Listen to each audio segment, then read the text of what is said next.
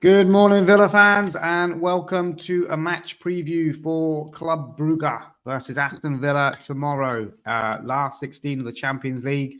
Also going to have a look at the FA Cup draw reaction as well for the Preston game, and just also having a quick look back on Friday's game against Cardiff as well. So I'll try to keep this in some sort of order. So if we begin very quickly with the Cardiff game, then move on to the Preston reaction draw. And then we'll talk about Club Brugge in a bit more detail towards the end. But yeah, obviously I know you've probably taken in a lot of podcasts over the last sort of few days about the Cardiff game, so I won't kind of dwell on it too much. But in essence, job done. Wasn't a great performance. Yes, we had lots of chances, and Cardiff came with 11 players behind the ball, and that was always going to be their kind of game plan. Villa took a while to actually break through, although I thought we had some good chances. Rashford early in that first half, Bailey putting a half volley down the keeper's throat and him tipping it away. So it was a game similar to Ipswich where we had to play against a team with 11 players behind the ball, and you had to kind of break them down, which has always been difficult.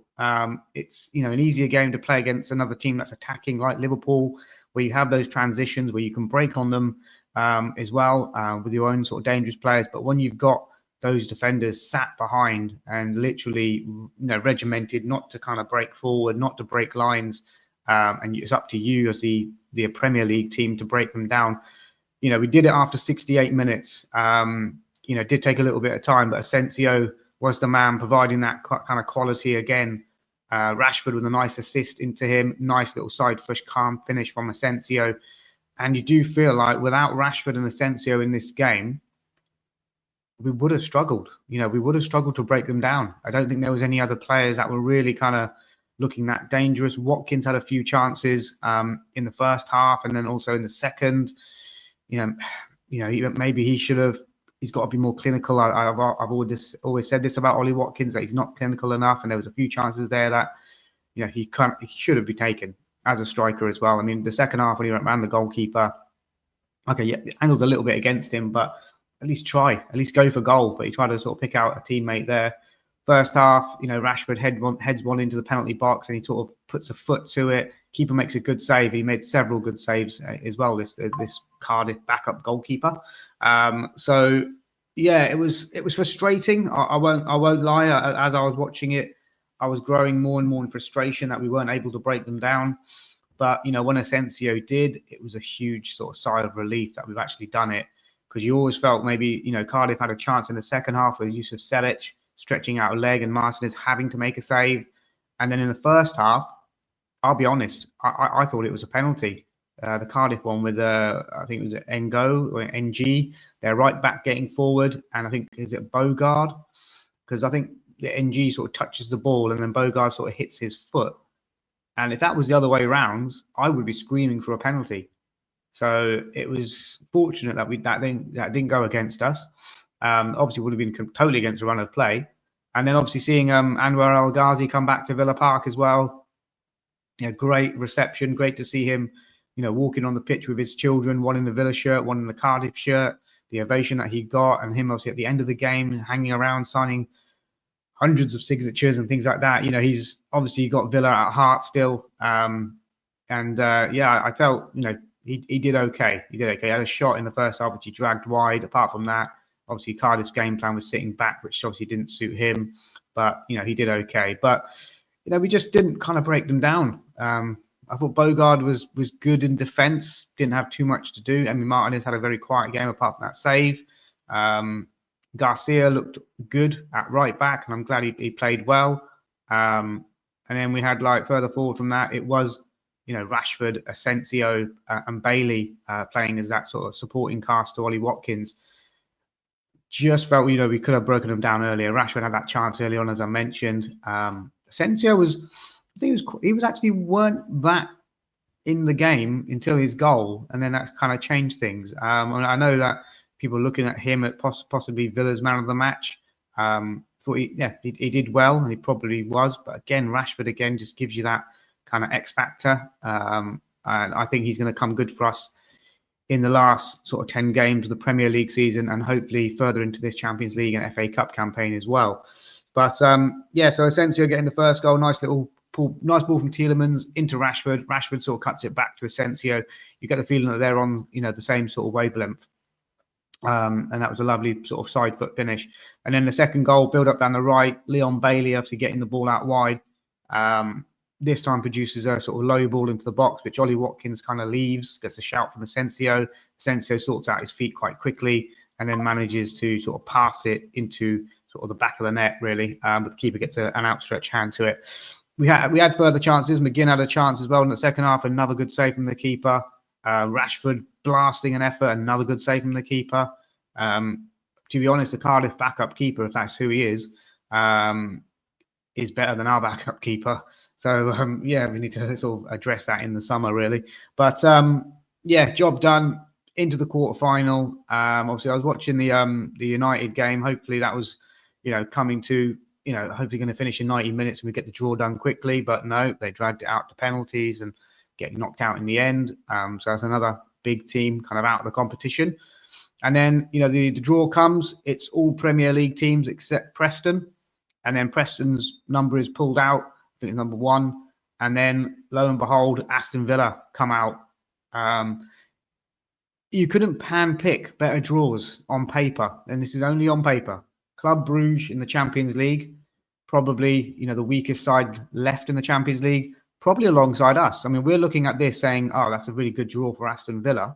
I can guarantee that Club Brugge are also looking at this thinking this is a good game, a good draw for them. And a good chance for them to progress. But yeah, we got a good draw against Preston away. Ideally, we would have been liked it at Villa Park. But, if we're going to draw Preston, I'll take it away, And we've got a huge chance now to get, into a semi-final. But we've got to beat Preston. They impressively put away Burnley, who haven't conceded very many goals and managed to get 3 past them.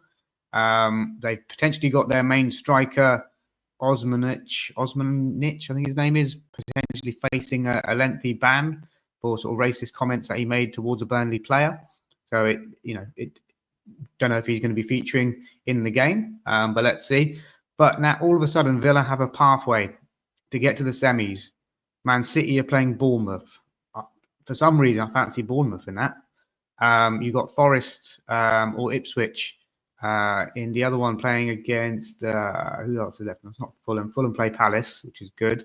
So hopefully one of those obviously going out. So and then it will be interesting to see who we can get in a potential kind of semi-final if we can overcome Preston. We've got good history with Preston. We've got Kane Kessler-Hayden on loan there at the moment. We've had Cameron Archer there on loan in the past, and he was really firing for them. I worked with a Preston fan, and he was really, really bigging up Cameron Archer all the time, and really loved what he was doing. They've also got Daniel Johnson, who played in the Villa kind of youth team a few years ago. I think he's moved on since, but he was there at Preston for quite a long time. I'm sure there's some other sort of connections there between Villa and Preston, but we've always seemed to have a good kind of relationship, and sending out Kessler-Hayden a couple of times on loan to them, and Cameron Archer getting in minutes as well. So it'll be good to play them. And, if we go, well, we are definitely going to go strong in that game, I would imagine, then, we should be going through. But football is not paid on paper. It will be a game and they will be up for it. There'll be Deepdale will be absolutely packed. It'll be a raucous evening fixture, I imagine. And it'll be up to us to, have the impetus to win the game. Preston will have their threats, but I imagine that Villa, and hopefully we've got the likes of Rashford and Asensio and Rodgers, fit, firing for that game as well. But so that's my kind of reaction to that. I think we should be looking at semi-finals. I think we should beat Preston. If we don't, I'll be hugely disappointed. But, let's see what goes on there. But, looking at now the sort of Club Brugge game, spoken about Cardiff and Preston for the last sort of nearly 10 minutes. So moving on to the Club Brugge game tomorrow. It's a 5:45 kickoff. It's the early Champions League kickoff. Away in Bruges, again, it's a familiar kind of story. We had Mings there last time, handballing, and Van Aken putting away a penalty and condemning us to a 1-0 defeat. obviously we want to come out of Bruges tomorrow with something. I don't want to be trailing in the game, but Bruges are dangerous. They've grown into the competition. They've recently dispatched Atalanta, who were Europa League winners last season. And, you know, that they've got some dangerous players. So let's have a close look at sort of Club Bruges. Currently at the moment sitting second in the Belgian, I think it's Jupiler Pro League, I think they call it. Second in the league, 28 games in, so same as us. 15 wins, 8 draws, 5 losses, goal difference of plus 25, and sitting on 53 points at the moment. They are 9 points behind leaders Genk. They are top goal scorers in the Belgian league with 58 goals, which is 6 more than the leaders Genk. So they know how to find the back of the net, both domestically and in Europe as well. Injury-wise, they've got a player called Onyedika who plays sort of centre midfield, big, imposing CDM for them, who potentially could be missing for this game. He did sit out the weekend game, and he's still down as sort of a minor concern here, but he's a real big player for them. He did miss the game against Villa in the first time round as well. So, but he's someone who's, you know, a ball-winning midfield player who can, you know, create goal-scoring opportunities as well. But he's someone that they want to be able to get on the pitch, I would imagine. So looking at their last 5 results now, a 1-1 draw at the weekend against Ghent, not Genk, not the leaders, but Ghent. They played a 4-4-2 in that game, with Gustav Nilsson up front, with Jutlia up front. And Ferran Jutlia, their striker, is bang on form. 4 goals in the last 5 games, including an absolute rocket against Atalanta. But he is bang on form. He's only 5'7", so he's not a big, imposing sort of striker, but he's one of them small, nippy ones. But Nilsson is the big guy. He's 6'6". So if you imagine Niall Quinn and Kevin Phillips from back in the day, that's the combo that they sometimes go with. They sometimes go with the 2 up front, but they more often go with a 4-2-3-1. And I imagine that's what they're going to go with in this first leg. I don't think they're going to go out 4-4-2 with this. I don't think they're going to put the big man Nilsson up front for this game to begin with, but he'll be a very useful sub to come on at 6'6". But I imagine they will go with 4-2-3-1 and try to play a quick, fast breaking sort of game like they normally do, sort of springing on their opposition. So yeah, 1-1 against Ghent, Jutlia with the goal there. A 2-1 defeat to Standard Liège before that, and again Jutlia on the score sheet again. Before that, a 3-1 win in the sort of second leg of the Atalanta game in Atalanta. So 3-1 win in Bergamo. 2 goals from this player who looks very, very good, Talbi, a 19-year-old winger who's come through the youth academy at Club Brugge. He's definitely going to be the next player kind of off the rank. Looks like, you know, he can use both feet, comfortable, great technique with his shooting. And he got 2 goals against Atalanta. His first 2 goals in the Champions League, but he looks like, you know, the next one off the Club Brugge rank, basically. And that's what they kind of do with theirs. And lo and behold, Jutlia got the other goal in this game, and it was an absolute rocket. Fast counter-attack. I think Zolis down the left puts the ball into Jutlia, who's 30-plus yards out, and he absolutely smashes it in to the corner. And I think I made it 3-0 at that point in the game, just before half-time. So, yeah, he's dangerous. And then a 2-2 draw with Centurion, I think it is. Hans Van Aken, the guy who scored the penalty for them against Villa when Mings handballed, he got on the score sheet here. And Zolis as well, the Greek left winger who previously played for Norwich, but wasn't a very good player at Norwich. But he seems to be doing really well in the Belgian league and scoring in the Champions League as well. So, you know, just goes to show. And then the 5th game in that run is the first leg against Atalanta, and they won 2-1 in Bruges against Atalanta. Controversial, though, I would say. Jutlia again with a goal. Seems to know how to find the back of the net, and he's bang on form. You know, 4 goals in his last 5 games. And then a controversial 93rd minute penalty for Gustav Nilsson putting that one away. But the Atlanta defender was adjudged to put a flailing arm into his face, even though the defender kind of had the ball under control, and I don't know, the referee just gave a penalty. Maybe this is a weird thing. Bruges just get penalties in Bruges. Don't be surprised if there's another penalty tomorrow. They seem to be getting the favourable decisions there. So, yeah, a 2-1 win there in the first leg against Atalanta. And then we're looking at players that they've got. Obviously, we are a little bit familiar with them. And one player in particular who's been linked with Villa is Joel Ordonez, the centre-back, a 20-year-old, I think he's Ecuadorian. He's got 3 goals this season. Looked very composed in the first leg. Didn't give Ollie Watkins much of a sniff in that game. And he is someone that I think Villa are looking at as a long-term replacement, potentially for Tyrone Mings, even though he is sort of right-footed, but he has played on the left-hand side as well. So look out for that one. Look out for Joel Ordonez tomorrow and see how he gets on and see how impressive. If he has another impressive performance here, it won't just be Aston Villa that are looking at him. It'll be other teams as well. He's only 20 years of age, but he looks like a really good defender. Hans van Aken, the veteran playmaker, makes him tick. You know, big, strong player as well. 10 goals this season for them, including that penalty. Christos Tzolis, as I mentioned, the Greek sort of winger, ex-Norwich, 13 goals from left wing. So he definitely chips in with his fair share, and he is a danger. He is quite lively. He's very quick. We are going to have to watch them sort of quick counter-attacks that they sort of burst on. They do like to put Talby and Tzolis sort of high and wide as well against the fullbacks. So we need to watch that. And then the Gustav Nielsen, I think he's a Swede, 6'6" striker, 11 goals this season. He'll be a danger from the bench, I imagine. I can't imagine them playing with him from the start because he's not going to get in behind like a Jutlia will. And Jutlia is obviously the one in form. So that's what I think. And Jutlia at the moment has 9 goals this season. So 4 in the last 5. So not many before that. Has been used sort of sparingly as a sub, but has now sort of, you know, cemented his place as the first team striker. So he's only come good in the last 5 or 6 games, really. But yeah, 5'7", nippy.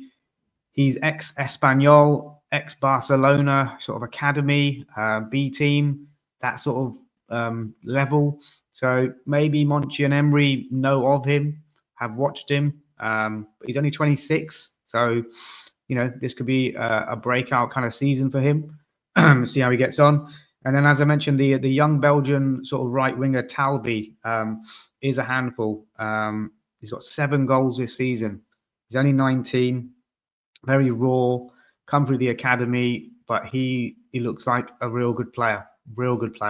So he's going to be an absolute danger for them as well.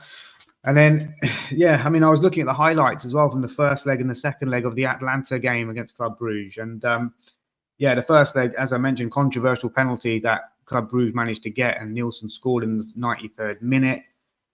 Second leg was with Jutler's rocket of a goal, which stood out. Atalanta were very unlucky in that game. They had a lot of chances. They hit the woodwork a few times, clearances off the line, Mignolet pulling, rolling back the years and making save after save. Atalanta did get a penalty in that game, and Lookman took it, missed it. See, Mignolet saved it, and then was, accused of taking a penalty that he had no right to take. He's not the designated penalty taker for Atalanta, and there was a bit of a falling out, let's say, between the manager and Lookman about that, which has now resulted in maybe Lookman looking for a move in the summer away from Atalanta. So him being sort of saying, I want to take this. I think he got the goal earlier in the game, and maybe his sort of confidence was up, because I think he came off the bench at half time and then scored in the 46th minute, and then was almost like, well, I've scored, I've done my bit, I want to take this penalty. So yeah, that proved a bit of a downfall for him because Mignolet saved it. And yeah, Atalanta exit and Club Brugge go through. So it's going to be a tough game. Club Brugge are a well-organised European team. They've had a lot of games on the European circuit. They've got experienced players. They've got dangerous players. If you're asking me for a predicted lineup for this game, I'm going to go, obviously, Emi Martinez in goal. Obviously, Andres Garcia cannot play. He's not eligible. He's not in the squad for this. Matty Cash didn't get on the bench for the Cardiff game. So whether he'll be thrusted back into the starting lineup depends on his fitness levels. We'll find out later today through Unai Emery's press conference. The other option there is perhaps Lamar Bogarde going in at right back. Perhaps even Axel Disasi, who can play, who is eligible, going in at right back. Conser playing at centre back. When Conser went down against Cardiff, I was really worried at that point, but he seemed to be okay. So Conser at centre back. Tyrone Mings, I think he was on the bench against Cardiff, but we didn't need him, so we got a good rest there. So maybe it will be, if it's not Cash at right back, I can see him going maybe with Disasi, Conser and Mings, and then Luca Digne at left back. That could happen. Let me know your thoughts on that. Who should play right back for Villa? It's a bit of a, until the press conference today and we hear about Matty Cash, whether he's fit or not, it's going to be either Disasi or Bogarde. Do we chuck Bogarde in for this? Bogarde played right back against Young Boys, didn't do too well. They've got Talby on their, they've got Desolis on the left wing, actually, who's very quick and experienced. Wouldn't fancy Bogarde against him, and Bogarde was dragged at halftime against Young Boys playing at right back. So, you can go with Axel Disasi there. Maybe you can do a job there, and Dean, you could be the one sort of getting forward from the left-hand side. And then ahead of that, McGinn and Tielemans are picking themselves at the moment because Onana's nowhere to be seen. Anyone seen Onana? Where is he? No update for him apart from high-fiving in the tunnel and fist pumping the crowd when he does get on the pitch, but need to see it more. Need to see more availability from him. Ross Barkley put an update on his Instagram saying that he's got a was it MCL? I can't remember what it was, but he's probably away for another couple of weeks, perhaps. Pau Torres obviously away, going to miss this one. Maybe back for the return leg. He's back doing sort of individual training on the grass, but we need to see him in sort of on the pitch before we can play him in a Champions League game. So, Tielemans and McGinn will play CDM, I would imagine. And then further forward from that, we've got Rashford and Asensio, both eligible for this. I'm going to go with Rashford from the left, Asensio in the 10, and then Morgan Rogers playing from the right, but tucked in. And maybe we'll rely on Digne and Rashford from the left to give us that kind of width and an out ball. Have Disasi, if he's going to play right back, sort of tucked in as a third sort of centre back. And then Morgan Rogers playing sort of tucked in, maybe not out wide, hugging the touchline like what a Leon Bailey probably would give you. And on Leon Bailey, I don't think this is the game for him to start. Cardiff, I mean, he did some okay things, but he just seems to trip himself up. Too many cutbacks, too many little, not even step overs. Sometimes I don't think he knows what he's doing, and sometimes he just confuses himself. And it just frustrates the hell out of us because we've seen Leon Bailey do really well last season. We've seen him take on his man, confident step over, goals, shots. And this season, he's so far from it. So far from it. I mean, he struggled up against a championship fullback. Couldn't even take him on convincingly, I would say. Maybe once or twice he did. But I'm expecting Leon Bailey as a Champions League level player to be able to really be consistently going at his fullback. So for me, maybe bring on Leon Bailey in the last sort of 10 minutes of the game, and if it needs changing up. But I would go with Rogers tucked in from the right, Asensio and Rashford across that support line. And then obviously you've got your man Ollie Watkins up front. Daniel Marlon, not registered for Champions League. He must be fuming. But obviously he wasn't well for the Cardiff game. So hopefully just give him a little bit more bed rest and get well. So that would be my starting lineup for the game. Let me know what your thoughts are. And my score prediction for this, I'm going to go with a draw. I'm going to go with Club Brugge 1, Aston Villa 1. Goal scorer, I'm going to say it's that man Asensio again. I'm going to say he's going to continue his streak. I think Club Brugge, I think that Talby will probably get on the score sheet for them. But I do think it's going to be a tight game. I think if we can come away with this with a draw, intact, take it back to Villa Park, then I thoroughly believe in us to get the job done at Villa Park. So that's my score prediction, guys. 1-1, bring it back to Villa Park, get the job completed, move on to the quarterfinal of the Champions League, either against Liverpool or PSG. That just sounds amazing. But let's focus on the task at hand. Let's get this done. Hopefully today Unai is going to be doing a press conference which will reveal more about team news. But that's my sort of team lineup for this game without Unai Emery's presser and sort of updates. But guys, let me know your thoughts. Like, subscribe. We are growing the channel. I want to get over sort of 500 subscribers as soon as possible. Let's put a like target on this of 20 likes if you can, please. But yeah, do like, subscribe. I'll jump on again tomorrow for an instant match reaction after the game. It's the early kickoff, remember guys, 5:45, and hopefully, you know, we're celebrating. I'd be happy with the point. I'll be over the moon with 3. Up the Villa. Come on.